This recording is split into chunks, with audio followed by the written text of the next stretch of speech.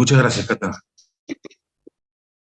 Y bueno, también quiero agradecer a la gente del Litoral que están haciendo saludarlos, ¿no? Muy especialmente, están haciendo un vivo allá en la facultad. Y bueno, eso es una divulgación muy importante y para nosotros es muy importante estar todos conectados. Eh, bueno, vamos a dar comienzo a este primer bloque, que es un poco general. Vamos a ver un poco generalidades de la producción equina, con contexto histórico, y la situación actual. Lo va a dar Luis. Después nos va a dar una pequeña introducción de lo que es la leche de burra, que es una cruzada que él está llevando muy honorablemente. Me toca un pequeño bloque a mí, que voy a comentar por qué, algunas características de que hacen el fracaso antes de la intención en los caballos pura sangre de carrera.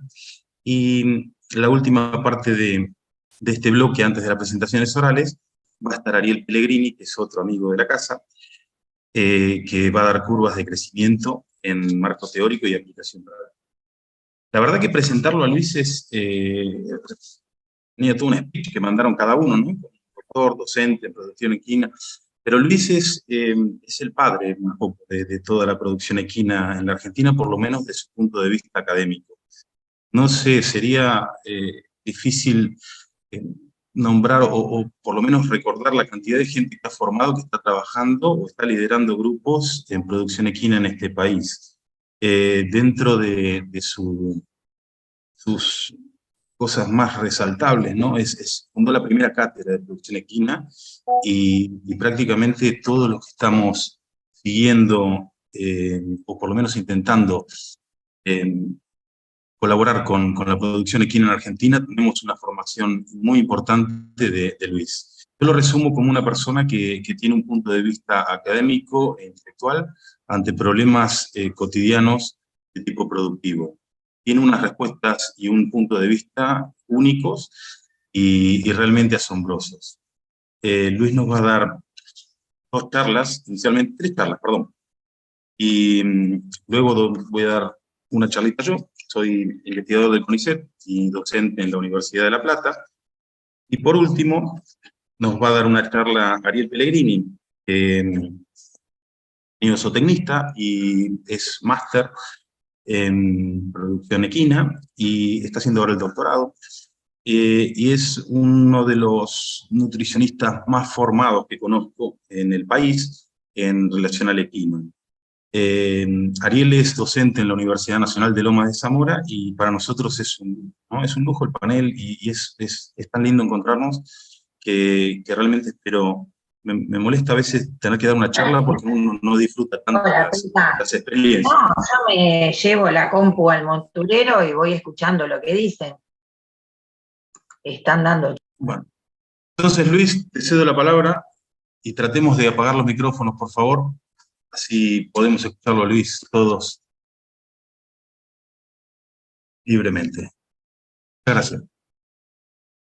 Muchas gracias, Pablo. ¿Se está viendo ahí mi pantalla compartida? No todavía, Luis. Te vemos a vos.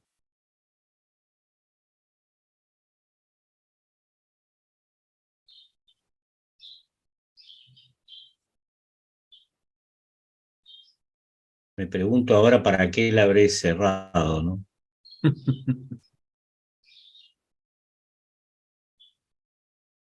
Ahora sí, perfecto. Ahora va. ¿Ahora sí? Ahora está empezando la función. Sí, ahí está. Listo. Bueno. Le aparecen tantos subtítulos al Zoom que, en fin, al final tardamos mucho tiempo en eso. Bueno, muchas gracias, Pablo, por tu introducción. Gracias, Sergio, por la coordinación. Vamos a conversar un poco sobre producción equina y su enseñanza, básicamente en Argentina. Voy a hacer una breve referencia a lo del mundo. Es una cosa que me queda muy grande hablar de la producción equina en el mundo, pero voy a hablar de lo que yo he visto, que son más, o por lo menos de los lugares donde yo he andado, que son más o menos 50 facultades de veterinaria en por lo menos 4 continentes. a lo largo de mi vida. Siempre me he preocupado, aunque vaya por otra cosa, en tratar de espiar, tratar de preguntar cómo se enseña lo que uno trata de enseñar en este país, qué cosas podemos y qué cosas podemos marcar. Y una de las cosas que yo he visto históricamente en la enseñanza de la producción equina, no solamente en Argentina, es esta vieja disputa si la producción equina tiene que estar en veterinaria o tiene que estar en zootecnia o en animal science o en producción animal, que es otra carrera. Y da la impresión a veces de que esa vieja disputa es antagónica, digamos, ¿no? O divergente, cuando en realidad esa vieja pregunta si pertenece la producción equina a la medicina animal o a la producción animal, es una pregunta que deberíamos tener resuelta hace mucho tiempo. De cualquier manera, cuando uno mira las carreras en las que se dicta producción equina, no solamente en Argentina, sino en otros lugares en el mundo, se dictan las carreras de medicina veterinaria. México y otros países tienen inclusive el título de medicina veterinaria y zootecnia, que no es otra cosa que lo que tenemos también en Argentina, es decir, en Argentina y algunos otros países de América Latina, básicamente, incorporamos la producción animal a la medicina veterinaria. Es decir, tenemos como que dos campos en una sola carrera, cosa que no ocurre en el mundo sajón, por ejemplo, donde las carreras de medicina veterinaria no incluyen producción animal, pero no incluyen nada de producción animal. No incluyen ni genética, ni nutrición, ni instalaciones, ni manejo. Los veterinarios, especialmente Estados Unidos, Canadá, Australia, Inglaterra, no ven nada, pero nada de producción de animal, ni de bovino, ni de equino, ni de ninguna otra especie doméstica. Ellos hacen medicina. Pero como nosotros tuvimos una currícula básicamente europea al principio, en el siglo XIX, nuestras carreras incorporan la producción animal a la medicina veterinaria. De cualquier manera, hay carreras de ingeniería agronómica que tienen producción equina, hay carreras de ingeniería en producción animal, ingeniería zootecnista. Como vemos, hay una gran cantidad de carreras que pueden incorporar estos contenidos relativos a la producción de caballos. Y yo arbitrariamente divido en tres los cursos o las carreras que tienen producción equina. Los que tienen el curso explícitamente, las que tienen el curso explícitamente en general se llaman producción equina o equinotecnia, que es una vieja palabra que deriva de las zootecnias. Están las carreras que tienen producción equina encubierta, o sea, nunca la tienen explícita, está dentro de las materias de zootecnia, que incluyen zootecnia 1, 2 o 3, o producción animal 1, 2 o 3.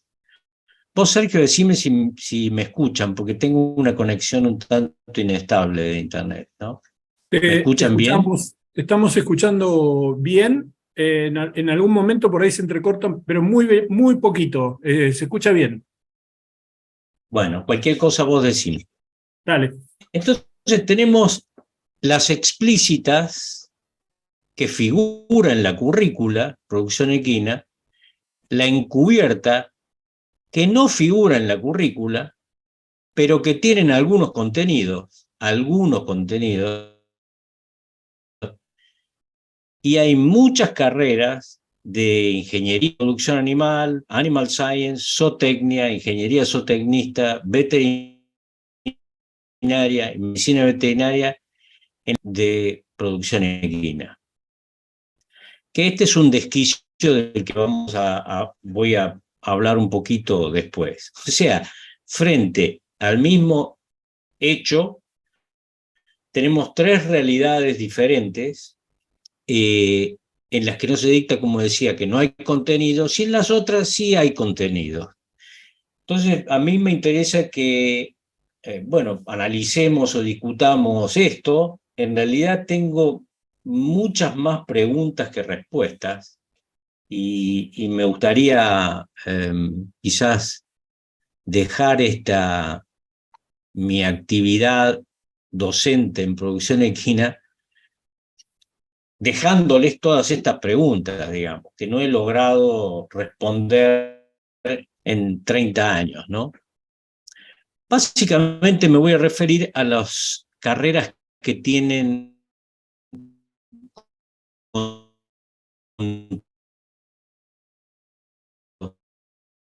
Ahí perdimos la conexión, Luis. las que no tienen contenido. Bueno, eso es otra cosa que también deberíamos considerar. Mínimo 6 preguntas. ¿Cómo?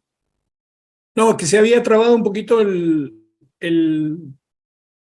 Wi-Fi. El audio. Sí. Ah, bueno, va a ir y venir. Espero que mejore en un rato. Sí. La pregunta es, ¿qué contenidos deberíamos dar de producción equina? No es menor. ¿Cuántas horas? O sea, ¿qué grado de importancia tiene la materia o los cursos de producción equina en las carreras de grado? ¿En qué fase de la carrera de grado pondríamos estos contenidos? ¿Quiénes los dictan? ¿Cómo los dictan? ¿Y cómo los evalúan? Mínimo, uno debería plantearse estas preguntas y voy a tratar de hacer un mínimo desarrollo de esto y después, Sergio, me gustaría que intercambiemos así preguntas y respuestas sobre estos temas que hemos discutido durante años.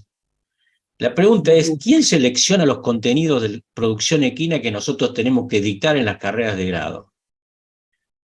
¿Quiénes son? ¿Somos nosotros? ¿Son las comisiones curriculares? No es un tema menor quién lo selecciona. ¿Por qué? Porque también viene asociado al cómo lo seleccionan. En general, las comisiones curriculares, por lo menos las que yo he conocido, tanto en mi facultad, en otras facultades y trabajando como evaluador de CONEAU, en general suelen dedicarse a recortar contenido, ¿no? Recortar horas y recortar contenido porque la tendencia es que las carreras sean cada vez más cortas y los cursos cada vez más cortos. No los cursos, sino algunos cursos. Ahí es donde empieza un poco la discriminación, ¿no? Hay cursos que tienen 80 horas de producción animal y otros que tienen 20. La pregunta es, ¿cuál es el criterio? ¿Cuál es el criterio? Si empiezan a recortar nuestros cursos, por supuesto, empiezan a recortar contenidos. Entonces, ¿quién lo hace eso? ¿Cómo seleccionan los contenidos? ¿Cada cuánto se renuevan los contenidos?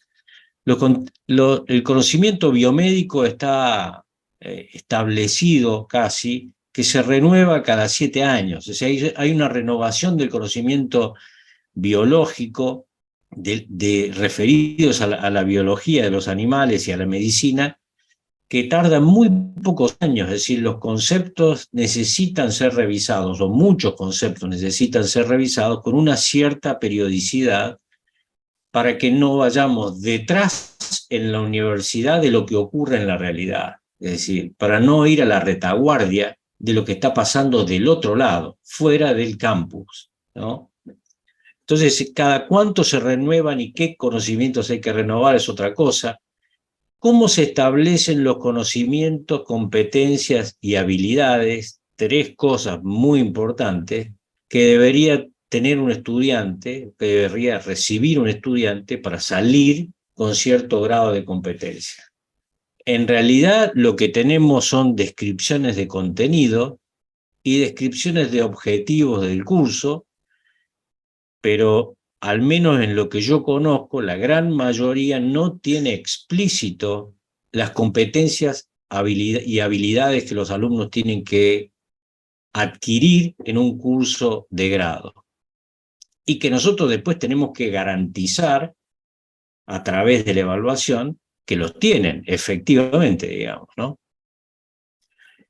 Entonces, este planteo de los competencias, conocimientos y habilidades no es frecuente verlo, por lo menos en las evaluaciones que nosotros hicimos de carreras de grado en Argentina, no es frecuente verlos explícitamente así.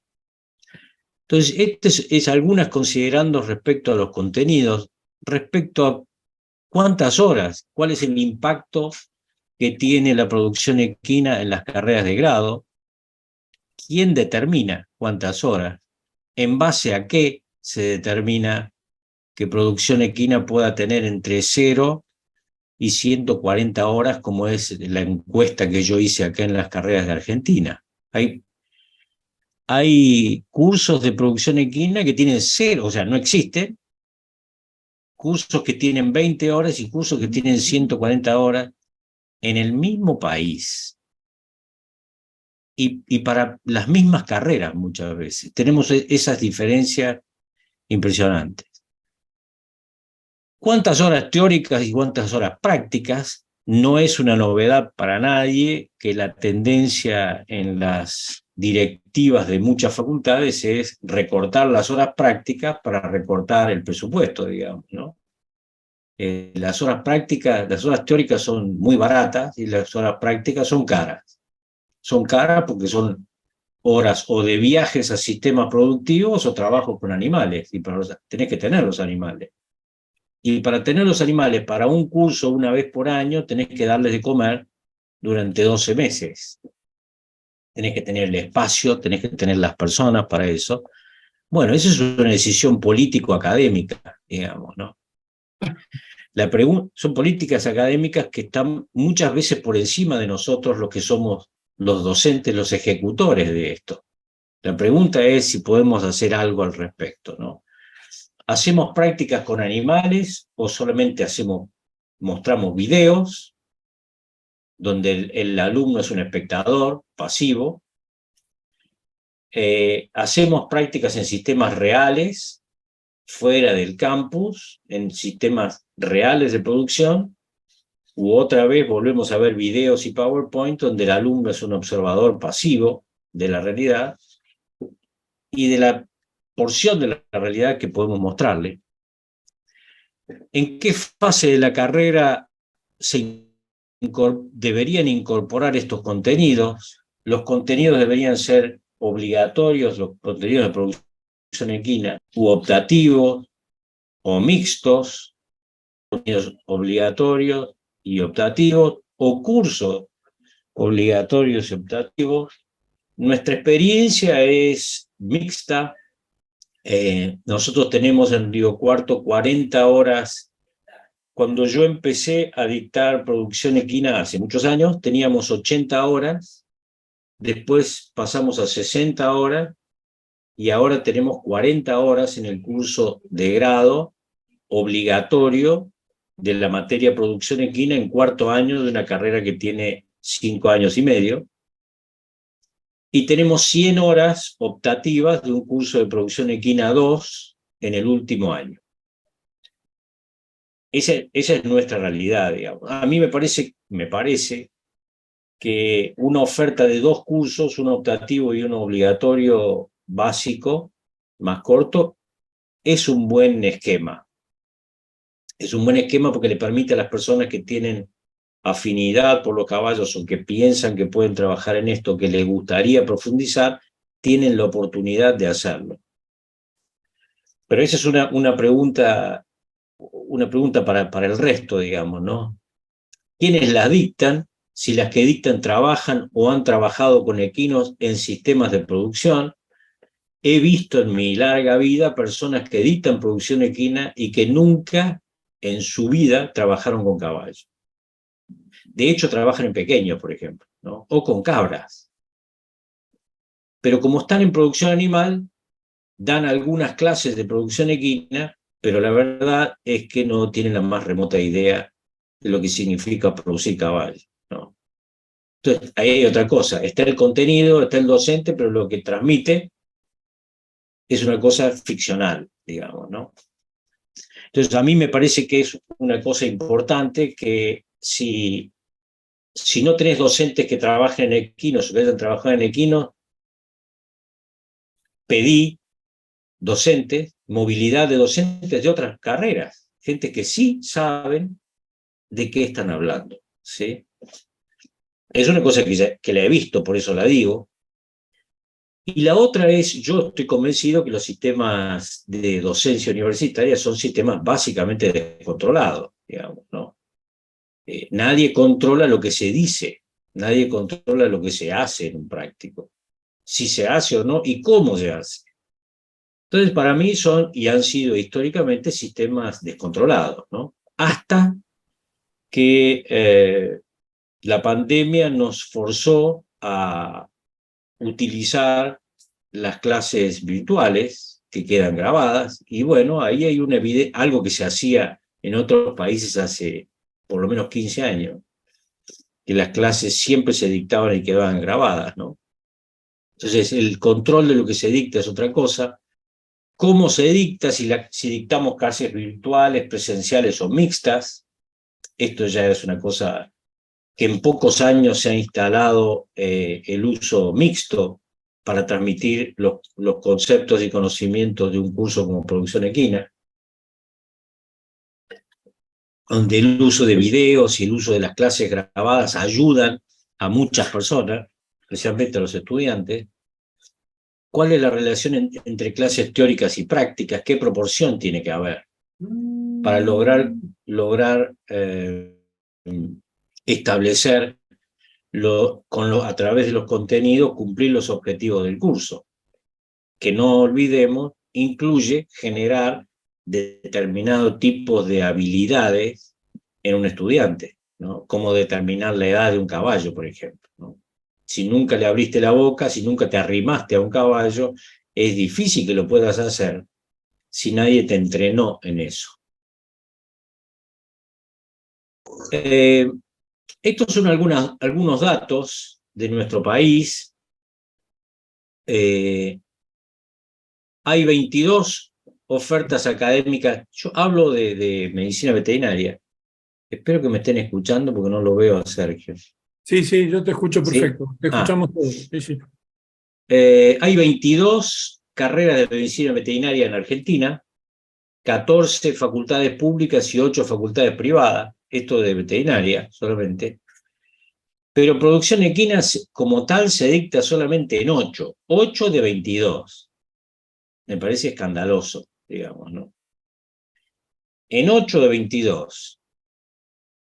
En esas 8 de 22, los rangos son entre 10 y 140 horas, para la misma materia en el mismo país.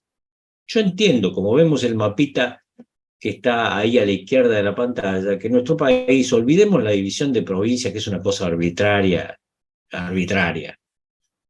pero ecogeográficamente nuestro país está claro que tiene una enorme diversidad climática y estructural y ecológica, de ecosistemas muy distintos. Entonces yo entiendo que puede haber variaciones en el grado de importancia que tiene cada una de las producciones. Yo entiendo eso, pero que vaya entre 10 y 140 horas, la verdad es que eso marca lo descontrolado que está el sistema.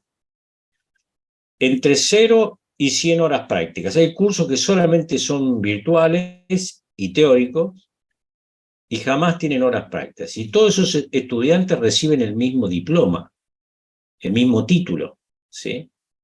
Gente que ha recibido 140 horas y gente que recibió 0. Entonces, yo digo, ¿cómo es posible que no tengamos currículas acordadas? ¿Cómo es posible si deben ser 23 o 20? ¿Cuántas carreras de zootecnia hay en Argentina, Sergio? En Argentina nosotros tenemos en este momento 5 facultades que da zootecnia, de las cuales creo que 3, o al menos que yo conozca 3, son las que tienen producción equina.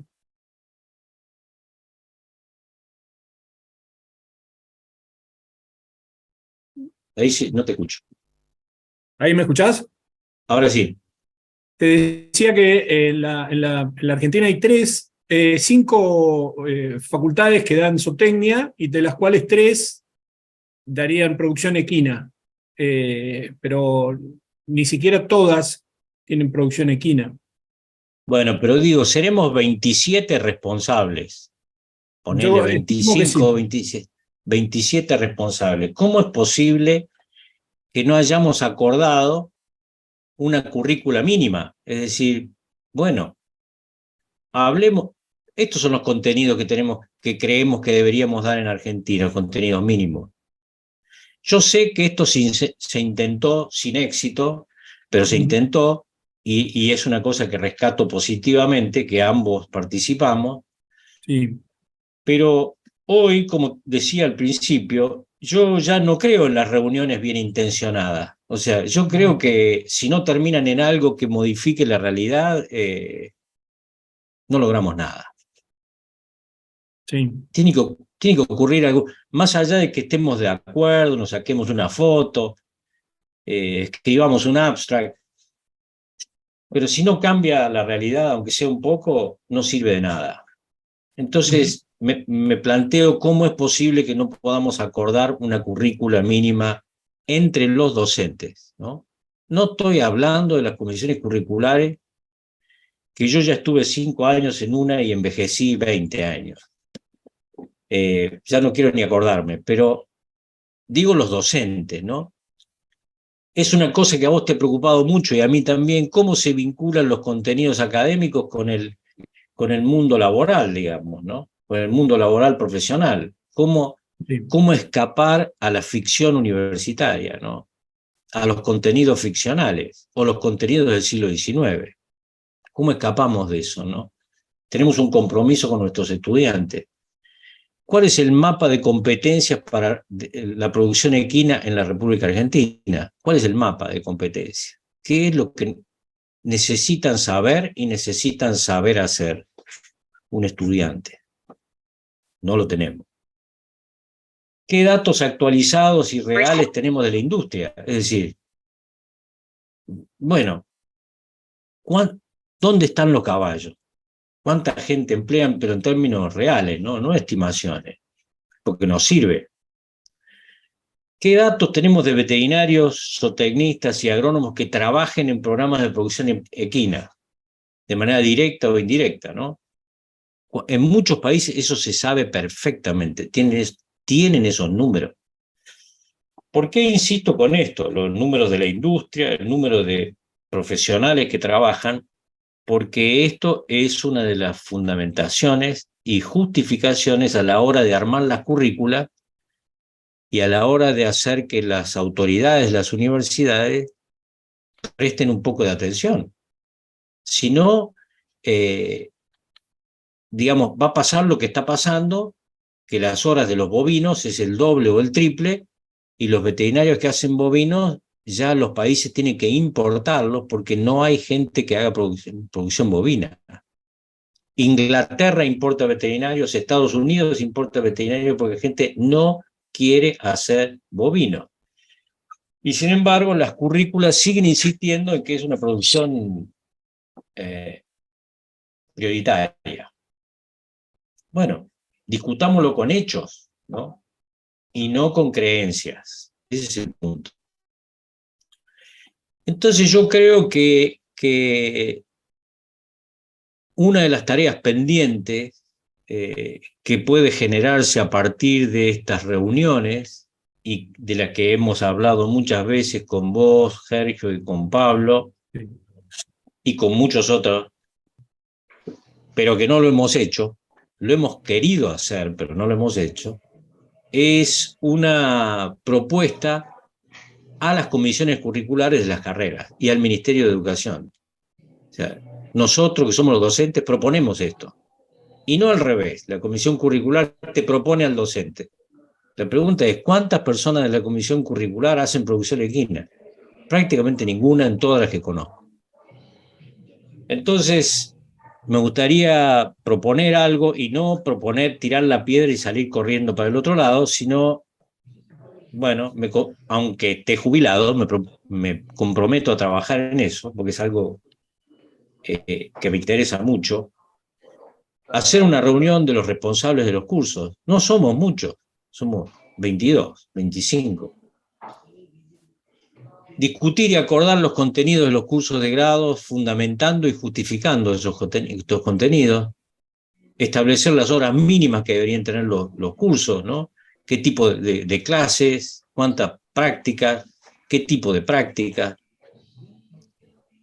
Proponer cursos obligatorios optativos, que eso sea una norma, digamos, ¿no? Cómo hacer los ajustes y adecuaciones regionales de los contenidos, que es obvio que tiene que estar. Es obvio que los contenidos de Corrientes y del litoral o de Salta o de la Patagonia tienen que tener ajustes, y es lógico. Proponer el número de docentes necesario para cumplir los objetivos, promover la movilidad de docentes y de estudiantes. En un momento se hizo eso, en un momento yo me acuerdo que eso se hacía. Déjame que... Esta movilidad estudiantil y movilidad de docentes es algo interesante. Compartir clases virtuales, compartir materiales didácticos entre las personas que damos los mismos cursos en el mismo país. Primero acordarlo y después compartirlo, ¿no? Bueno,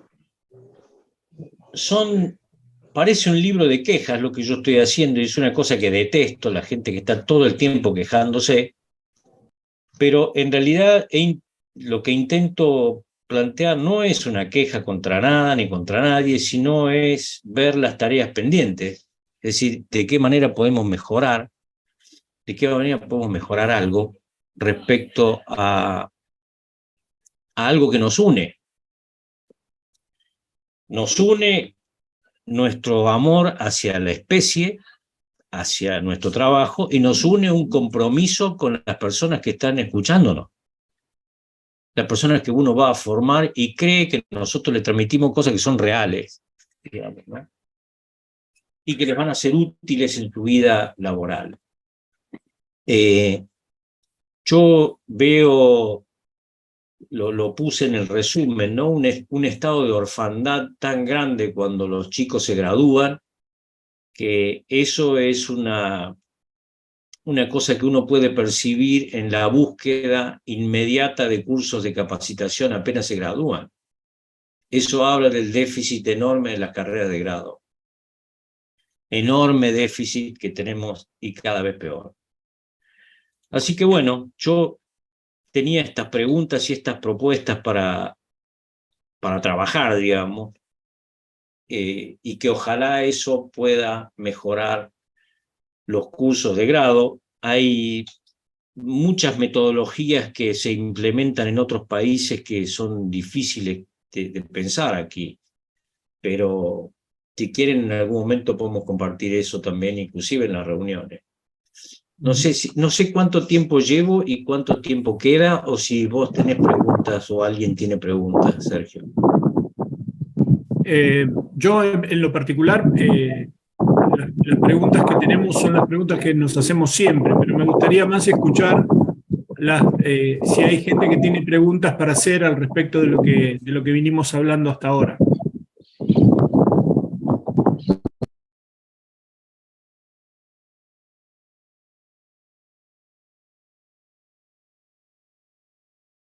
Yo, en líneas generales, Luis, siguiendo la línea de lo que vos dijiste, de tu disertación, yo creo que siempre hay como una gran disociación entre el medio productivo y el medio académico, digamos, ¿no? Entonces, creo que en el medio académico tenemos una producción de conocimientos, una generación de conocimientos que a veces tienen puntos de unión con el mundo específicamente de la producción, y muchas veces vamos por caminos disociados, digamos, ¿no? O sea, me parece que hay como una disociación entre el mundo productivo y el mundo académico, y que todo aquello que nosotros hacemos, el esfuerzo que hacemos nosotros en investigaciones y demás, como que quedan un poco en el aire con referencia a cómo se transmite eso a los medios productivos, ¿no? Entonces,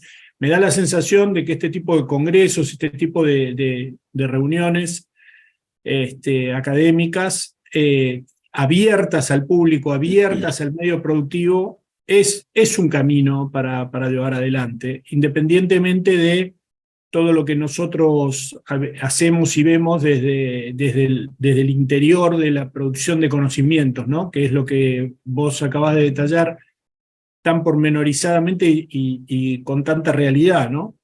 Me da la sensación de que a lo mejor este asunto de poder correlacionar más al medio productivo con el medio académico también es una asignatura pendiente, ¿no? Pero... Sí, yo he visto, esto es parte de la charla que viene, pero la producción de caballos, cómo cambió en los últimos 30 años. Impresionante. Impresionante cómo cambió el impacto que tiene el nuevo conocimiento, el impacto que tiene la tecnología, cómo ha cambiado la producción de caballos. Vos ves estos últimos 30 años, es una cosa increíble. Y las currículas de las universidades van a la retaguardia, o sea, claro, van atrás, mucho atrás. Se supone que deberían ir mucho adelante y van mucho atrás. No es posible que las currículas de veterinaria no tengan una materia de bienestar animal. O sea, es un contenido que lo da un docente en alguna materia si tiene ganas. Todo lo que se avanzó en comportamiento aplicado de los animales, relacionado a la doma, relacionado al entrenamiento, son conceptos neurobiológicos experimentales que se pueden aplicar perfectamente para hacer menos daño a los animales y que respondan mucho mejor a lo que queremos. Cómo se avanzó en la nutrición y alimentación de los animales. Y vos ves los programas y seguimos hablando de las mismas cosas, ¿no? Que hace 30 años. Entonces yo digo, basta de ir a la retaguardia de la realidad. Basta de ir a la retaguardia. Entonces, me parece que esa disociación es un rol nuestro, porque nosotros estamos en el medio, y a quién culpamos, ¿no? Entonces, lo que podríamos hacer es ponernos de acuerdo y hacer una petición a las autoridades de las 25 carreras que dictan producción equina, decir, mira, esto es lo que nosotros, que somos los que ejecutores, creemos. Tenemos el termómetro de la realidad ahí cerquita. Me parece que eso contribuiría a mejorar, creo yo, ¿no? Sí, yo coincido, sabés que soy parte de la misma idea. Pero bueno, no sé si alguien quiere aportar algo más que simplemente nuestra mirada. Yo puedo aportar más, un comentario más. Sergio. Oh, No perdón, sé. perdón. No sé si... Sí, vamos con Catalina y después vamos con vos, Daniel, ¿te parece? Bien, bien. Ok. Es muy difícil hacer este tipo de análisis sin caer en una catarsis que no sirva para nada más que para nosotros mismos. Pero yo creo que un punto que cada uno tiene que conservar dentro de su propia cátedra es tratar de mantener, como decía Luis, y en la misma línea, asociada la realidad a lo que hacemos y a lo que damos. Creo que esa disociación de lo que vos hablas entre lo científico y lo productivo, o la disociación entre lo que cada uno da dentro de su cátedra y el para afuera, tiene que ver con conocer y poder priorizar qué hace falta en la realidad. Y para saber qué hace falta en la realidad y las habilidades que tenemos que impartir a nuestros alumnos, para mí es esencial poder distinguir lo importante de lo no importante. Y eso importante uno lo distingue recién cuando es parte de un sistema, cuando trabajó en ese sistema y cuando verdaderamente puede pasar todo eso que hace en su práctica con sus errores y sus defectos a lo que nosotros queremos impartirles a nuestros alumnos. Entonces, lo que es importante no es igual que lo que deberían saber, y lo que es importante no es igual al mundo de información, porque si hay algo que cambió en los últimos 20 años, es la disposición de la información. Entonces, seguimos dando clases teóricas cuando esa información está puesta en muchos lugares y donde el acceso es completamente gratis y fácil. Entonces, en la era de la información, tenemos que no solamente enseñar conceptos claros, sino poner en prioridad esa información y darles otros tipos de herramientas a los alumnos que tienen que ver con cómo priorizo, dónde pongo o dónde no pongo el dedo para hacer determinada cosa y cómo pienso la cosa. Me parece que la discusión sobre si este tema está bien o está mal, darlo o hay que cortarlo o alargarlo, me parece que eso es demasiado antiguo y que tenemos que pensar en herramientas que ayuden a los alumnos a integrar y a pensar sobre un sistema productivo. Los temas que menciona Luis, sin duda tienen que estar, ya son viejos, o sea, ya están instalados, no es algo que nosotros tengamos que instalar, ya están instalados dentro de los sistemas, pero requieren que nosotros no solamente hagamos docencia, sino también hagamos investigación en nuestros propios sistemas y publiquemos nuestros propios datos para no extrapolar cosas que sinceramente no son extrapolables, inclusive dentro de la misma Argentina. Entonces, 2 puntos que agrego: uno es generar nuestros propios datos y desde las universidades ayudar al de afuera que pueda publicar esos datos, que son muy importantes, y por otro lado, brindar herramientas que no tienen que ver tanto con cuánto a corto o a largo un tema determinado, sino cómo pienso los sistemas productivos. Bien, gracias, Cata. Daniel, esperamos tu participación. Sergio, Luis, buenos días, ¿cómo están? Buen día. Gracias. Dentro de lo que habla Luis, me atrevo a poder participar desde una mirada de los que estamos acá. Yo creo que nos une la pasión por los caballos, más allá de otras cosas. La realidad de la que expone Luis es muy común, es muy parecida en los distintos países. Sucede muy común también acá en Chile, que hay una desconexión en la realidad. Hay una desconexión de la parte académica con el criador. No existe una retroalimentación para la actualización de los contenidos de las mallas curriculares. Cada vez los médicos veterinarios están acudiendo a capacitarse de manera externa y están tomando muchas veces, en cierto modo, la lideración de ciertos métodos, y donde el dueño o el criador queda, digamos, al no existir una retroalimentación, el criador se confía mucho de las recomendaciones del médico veterinario, y que muchas veces es errado. Hay muchas cosas que, por ejemplo, en mi caso, todos los días estoy en constante evolución en búsqueda del conocimiento, que es lo que me tiene aquí, en la cual veo o puntualmente algunos doctores que son que están investigando siempre, y nosotros podemos aprender de ellos. Entonces, por ejemplo, en el tema de la podología equina, hoy día se sigue recomendando la mayor cantidad de los veterinarios en Chile para problemas comunes, se sigue de la manera tradicional y con recomendaciones de la manera tradicional. Y hay mucha resistencia de parte del médico veterinario escuchar, digamos, descubrimientos que se vayan haciendo y que se vayan probando, si es que no tienen una base ya tradicional que a ellos los justifique dentro de la teoría.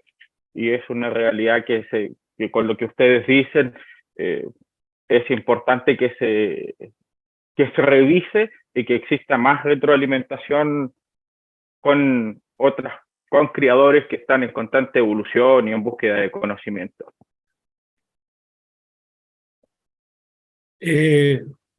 Luis, querías...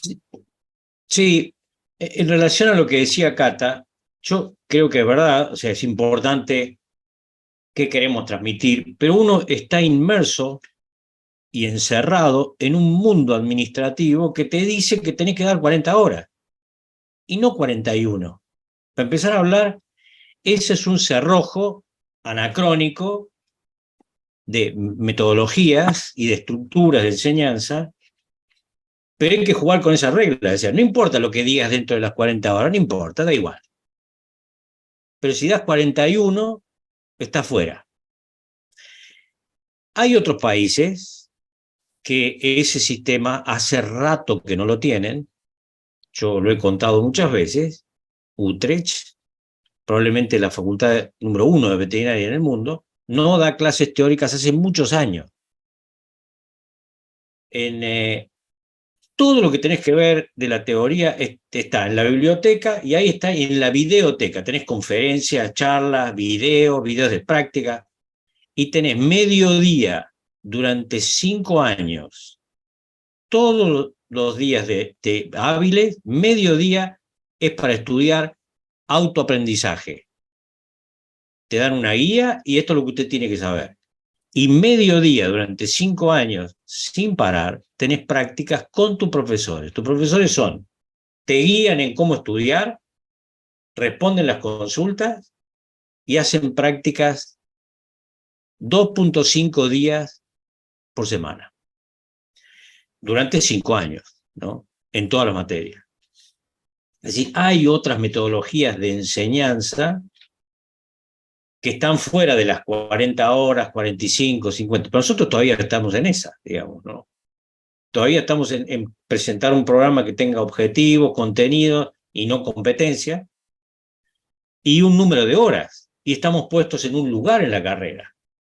Entonces, lo que yo propongo, inclusive si vos me decís, bueno, el programa que das en Río Cuarto, y a mí me parece que está más o menos bueno lo que damos, pero la verdad es que expuesto a quién, a nosotros 4, que somos los del grupo, o a los estudiantes que nunca vieron un caballo. Entonces, la idea es exponer tus planes, tus ideas, tu metodología a un grupo de pares que son los mismos profesores de lo que vos das y que estoy seguro que lo van a ver de otra manera.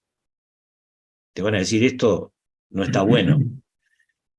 Creo que como lo que propongo, espero que se entienda, es sentarse a discutir nosotros, ¿no? Y después presentar eso a las comisiones curriculares, los cambios metodológicos que seguramente hay que presentar, de contenidos, de lo que sea, ¿no? Yo coincido, y dentro del chat hay gente que está participando, cosa que me parece muy valiosa. Algunos evidentemente hablan de, por ejemplo, hay una pregunta de Betsabe Careta Moraña, que pregunta cómo los alumnos pueden intervenir con los docentes como para mejorar estas cosas. Ella dice que está en primer año, pero hace 12 que está con caballos y nota mucho desfasaje entre la información y contenidos que no se ven en la teoría práctica o en la universidad, que es un poco la disociación de la que hablábamos antes, ¿no? También Juan Andrés Torres, él opina que deberíamos pactar los contenidos, un poco lo mismo que decías vos, los contenidos básicos, para que las carreras, que las cátedras tengan dentro del país, digamos, y después que cada una le dé sus matices acorde a la región y demás.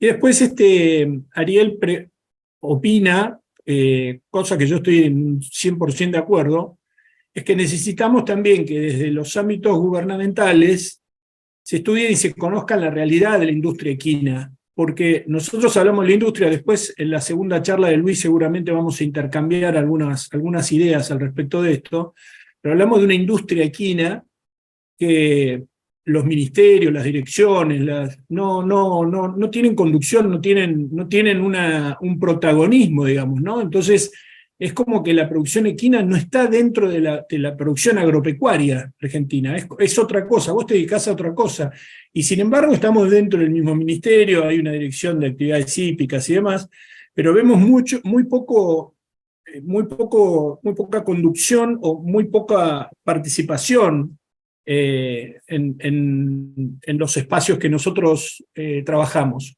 Por lo tanto, yo coincido y comparto la idea de Luis y me pongo con él a trabajar en cuanto terminemos en una reunión de cátedras de producción equina de la Argentina, sea de cualquier, sea de veterinaria, de zootecnia, de agronomía, de lo que fuere, y que tratemos de llegar a un entendimiento en cuanto a los conocimientos mínimos que debemos impartir.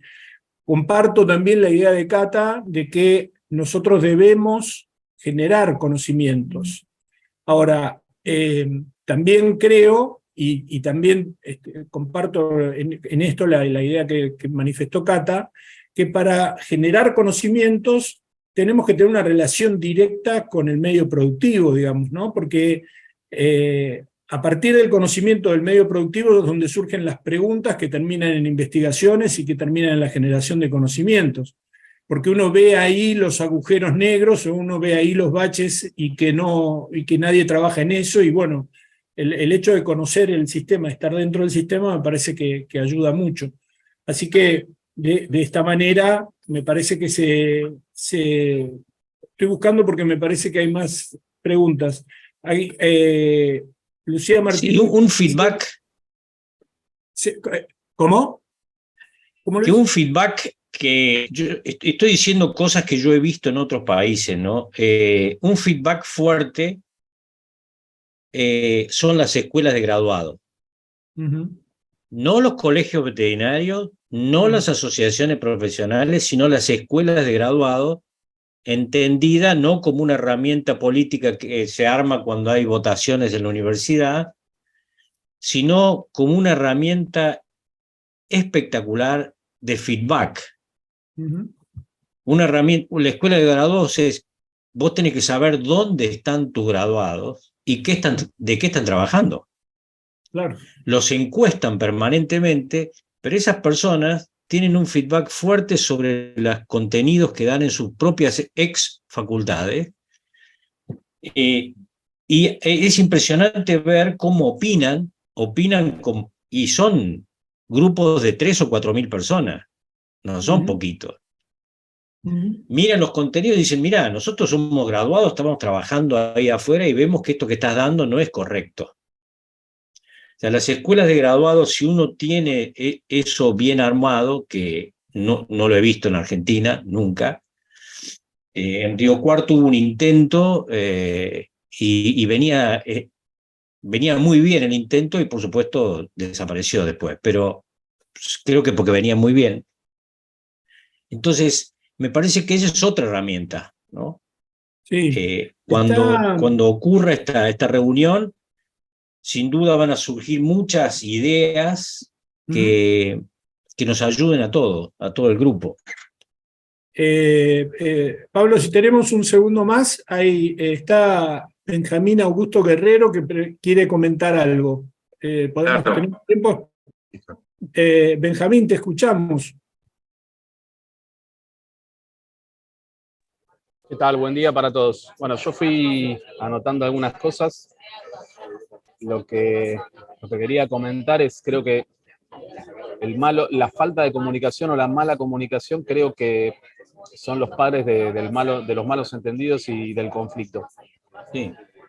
Creo que se podría aprovechar eventos como el de la SATE, que fue hace poco, el 5 y 7 de julio en la UNSAM. Los chicos de la UNSAM no pagaron el congreso. No sé si fueron convocados, lo desconozco. Bueno, yo por mi vida me crié entre animales y aviones, digamos. Mi padre con Enrique Beta manejaba la Universidad de El Salvador, fue presidente del Consejo de Rectores.